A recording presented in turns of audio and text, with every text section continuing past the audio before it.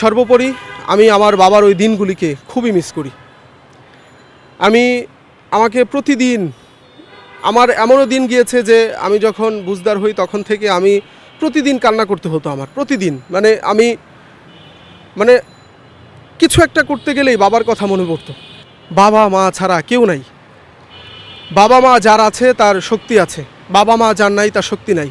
আমার বাবা মূলত আজ থেকে প্রায় 12 থেকে 13 বছর আগে তিনি আমাদের থেকে দূরে সরে যান। মানে তিনি মারা যাননি, তবে আমাদের থেকে দূরে সরে যান। আমি আমার ব্যক্তিগত বিষয়টি যদি বলি, আমার বাবাকে আমি শুধু বাবা নয়, তাকে আমি আমার সব ভাবতাম। আমি জানি যে প্রতিটি ছেলে মেয়ে সবাই হয়তোবা তার বাবা মাকে তাদের সব ভাবে, তবে আমি আমার বাবাকে খুবই খুবই বেশি কিছু মনে করতাম। বিশেষ করে তিনি আমার অনুপ্রেরণা ছিল। আমার বাবা ফুটবল খেলতো। তিনি আমাদের এলাকায় মোটামুটি জনপ্রিয় একজন ফুটবল প্লেয়ার ছিলেন। তো বাবা আমাকে চেয়েছিলেন যে আমি একজন খেলোয়াড় হই। তো সেই জন্য বাবা সেই ছোট্টবেলা থেকে আমাকে নিজের হাতে ধরে, বাবা যখন তার অফিসের কাজ শেষ করে তিনি যখন আসতেন বিকেল দিকে, এসে আমাকে তিনি মাঠে নিয়ে যেতেন, নিয়ে ফুটবল খেলা শেখাতেন। কীভাবে ফুটবল খেলা কীভাবে খেলতে হয় তিনি আমাকে খেলা শিখিয়েছেন আর কি। যদিও আমি বাবা চলে যাওয়ার পর থেকে ফুটবলের প্রতি বা খেলাধুলার প্রতি আমার কোনো মনোযোগ নেই, কারণ আমি খেলাধুলো এত একটা পছন্দ করি না। তবে পুরোপুরি যে বিষয়টি, অর্থাৎ আমি একটি স্মৃতি বলতে চাই, যেটি হলো যে আমার বাবা যেদিন চলে যায় সেদিন আমি জানতাম না আমার বাবা চলে যাবে আজ। আমার এখনও মনে আছে, আমরা 4 ভাই বোন। তখন আমার ছোট ভাই ছোট বোন তারা একেবারেই ছোট ছিল।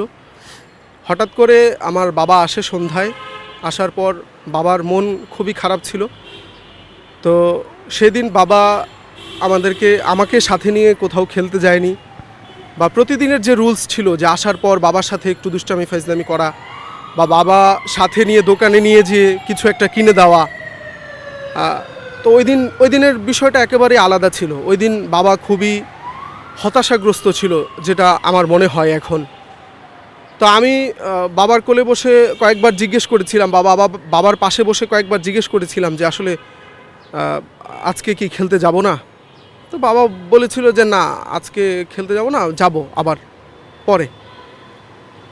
তো সন্ধ্যার পর আমরা পড়তে বসার পর পড়াশোনা শেষ করে রাতের খাবার দাবার শেষে যখন ঘুমাতে যাই,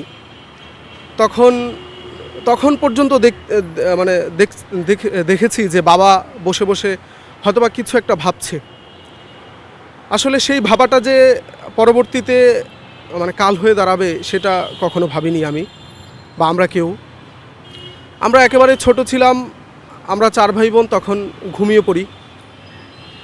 ঘুমিয়ে পড়ার পর যখন সকালবেলা ঘুম থেকে উঠে যখন স্কুলে যাওয়ার জন্য রেডি হওয়ার আগ মুহূর্তে দেখি বাবা নেই, বাবা আমাদের রুমে আর নেই।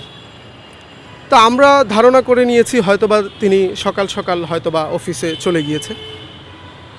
তো আমার আম্মাও তখন এটা ভাবে যে হয়তোবা অফিসে চলে গেছে সকাল।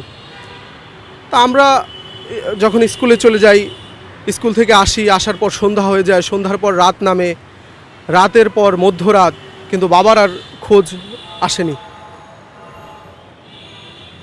তো ওই 2টা দিন, অর্থাৎ বাবা চলে যাওয়ার 1 থেকে 2 দিন মনে হয়েছিল যে হয়তোবা এই বুঝি বাবা আসছে, এই হয়তো বাবা এদিক দিয়ে ডাক দিবে, এই চলো খেলে আসি, এই চলো দোকানে যাই, কিছু একটা কিনে দেই। এই যে বিষয়গুলো আসলে যখনই ভাবি যে আসলে একটা বাবা তিনি হুট করে তার সন্তান, তার পরিবার ছেড়ে কোথাও একটা চলে গিয়েছে। সর্বোপরি আমি আমার বাবার ওই দিনগুলিকে খুবই মিস করি। আমাকে প্রতিদিন আমার এমনও দিন গিয়েছে যে আমি যখন বুঝদার হই তখন থেকে আমি প্রতিদিন কান্না করতে হতো আমার। প্রতিদিন কিছু একটা করতে গেলেই বাবার কথা মনে পড়তো। বাবা মা ছাড়া কেউ নাই। বাবা মা যার আছে তার শক্তি আছে, বাবা মা যার নাই তার শক্তি নাই।